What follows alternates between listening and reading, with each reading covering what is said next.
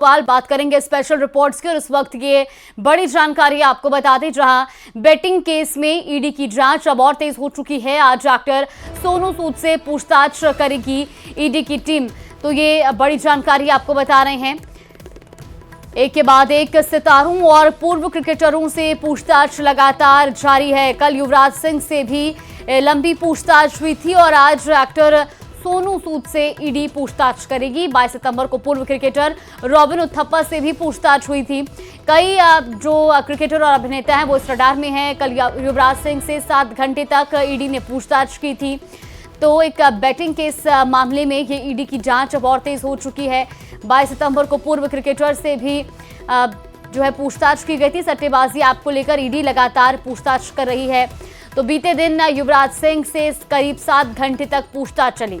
इससे पहले पूर्व क्रिकेटर रॉबिन उथप्पा से भी ईडी ने 22 सितंबर को पूछताछ की थी।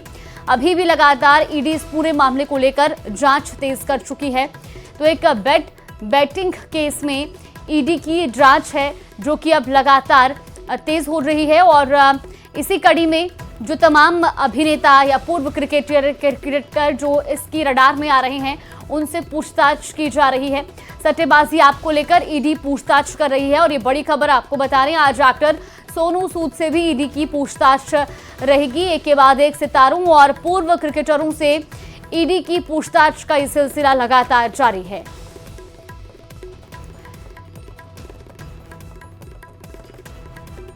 वन एक्स बेटिंग केस में ईडी की जांच और तेज हो चुकी है और ऐसे में आपको बता दें कि अब इस पूरे मामले को लेकर के कई अभिनेताओं और पूर्व क्रिकेटरों से टीम पूछताछ कर रही है।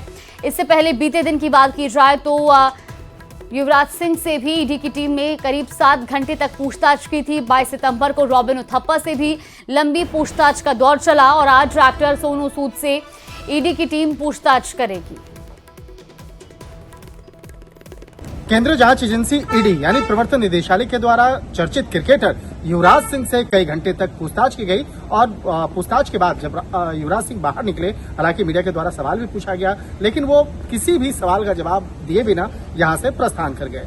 जिस तरह से अगर मामले की अगर बात करें तो 1xBet जो एक चर्चित एक सट्टेबाजी ऐप है, इससे जुड़े मामले में युवराज सिंह को पूछताछ के लिए बुलाया गया था। हालांकि इस मामले में कई चर्चित क्रिकेटर से इस मामले में पूछताछ की जा चुकी है।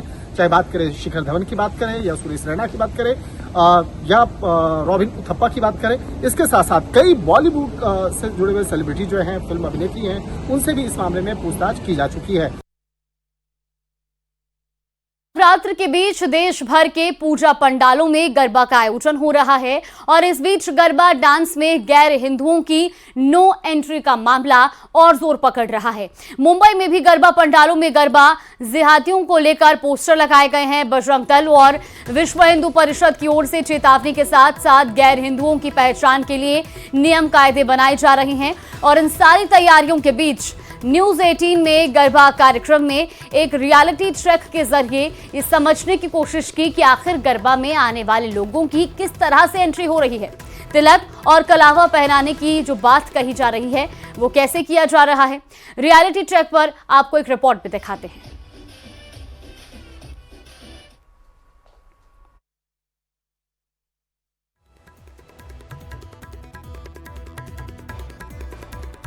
तो देखिए ये 2 तस्वीरें आपको दिखा रहे हैं। दरअसल गरबा पंडालों में तिलक लगाया जा रहा है और उसके बाद ही वहां पर एंट्री दी जा रही है। तो तिलक और कलावा पहनाया जा रहा है। इसके साथ ही आइडेंटिटी भी चेक की जा रही है। देखिए जो भी लोग गरबा पंडालों में पहुंच रहे हैं उनको प्रवेश से पहले इस चेकिंग के दौर से गुजरना पड़ेगा, यानी कि आप पे तिलक लगाया जाएगा और आपको कलावा पहनाया जाएगा और इसके साथ ही आपको अपना आधार कार्ड भी लेकर जाना होगा। एक आइडेंटिटी प्रूफ आपको ले जाना होगा क्योंकि अब गैर हिंदुओं को गरबा पंडालों में एंट्री नहीं मिलेगी।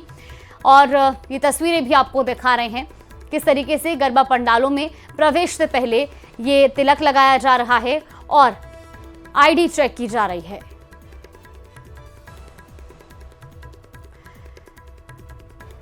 मुंबई में गरबा में लव जिहाद के मामलों को रोकने के लिए विश्व हिंदू परिषद ने क्या तैयारी की है, उसके बारे में वीएचपी नेता श्रीराज नायर ने भी कई बड़ी बातों का जिक्र किया है।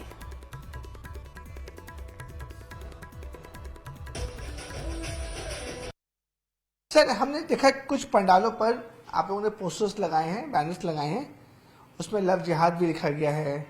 उसमें लिखा गया कि लड़के लोग अलर्ट रहें, ऐसे लड़कों से दूर रहें। एंट्री पर अलग अलग नियम कानून बनाए गए हैं। क्या है ये पूरी डिटेल? देखिए, सबसे पहले तो सभी आपके दर्शकों को नवरात्रि की शुभेच्छाएं, शुभकामनाएं। नवरात्रि और गरबा ये एक धार्मिक अनुष्ठान है, ये एक हमारे धर्म से जुड़ा हुआ त्योहार है। ये कोई म्यूजिकल कॉन्सर्ट नहीं है, ये कोई मनोरंजन का मैदान नहीं है। गरबा शुरू होने से पहले आरती होती है, गरबा जब उसका पूर्णाहुति होती है उसके बाद भी तब भी आरती होती है। तो ये धार्मिक गतिविधि है, एक धार्मिक अनुष्ठान है और हमारा ये स्पष्ट मानना है कि इसमें प्रवेश केवल और केवल हिंदू धर्म के मानने वाले लोगों का ही होना चाहिए, गैर हिंदुओं का प्रवेश वर्जित होना चाहिए। उसका एक और मूल कारण है, हम मूर्ति पूजा करते हैं वहां पे। जो लोग बुत परस्ती या मूर्ति पूजा को इस विश्व का, इस पृथ्वी का सबसे बड़ा पाप मानते हैं, जिसको वह लोगों का हमारे धार्मिक अनुष्ठान में क्या काम, यह हमारा स्पष्ट मानना है। तो वहीं भोपाल में गरबा पंडालों में बाकायदा लोगों का आधार कार्ड भी चेक किया जा रहा है और पहचान की पुष्टि होने के बाद ही उन्हें एंट्री टिकट दिया जा रहा है। एक रिपोर्ट आपको दिखाते हैं। आधार कार्ड या कुछ। नवरात्र की शुरुआत के साथ ही गरबा और डांडिया महोत्सव पूरे देश में जोर शोर से हो रहे हैं।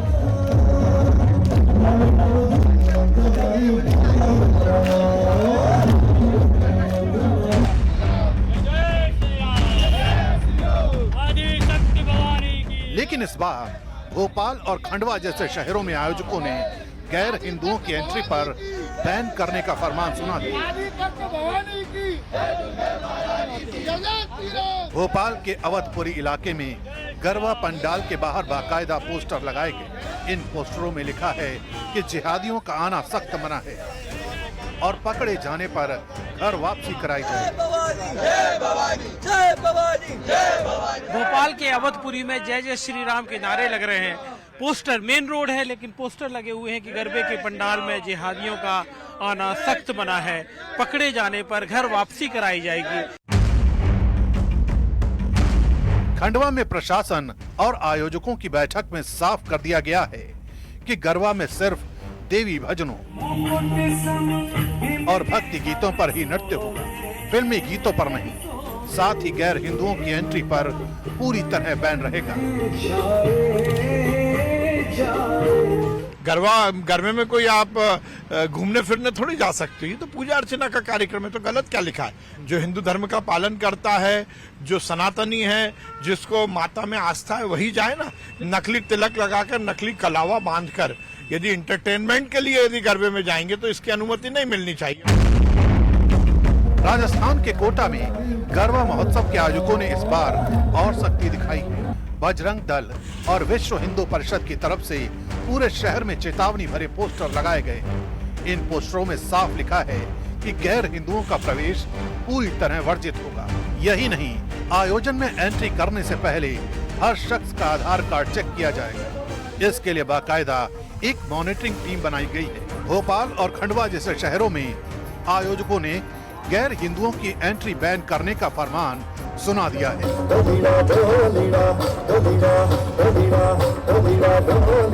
और देखिए आप, ये चेतावनी जो शहर के चौरायों पर लगी है, ये कोटा का नयापुरा चौराया है, जहां पर ये तस्वीर आप देख सकते हैं कि माताजी के कार्यक्रम में फिल्मी और अश्लील गानों का विरोध किया जाएगा। गरबा पंडालों में गैर हिंदू का प्रवेश पूर्णतः प्रतिबंध रहेगा।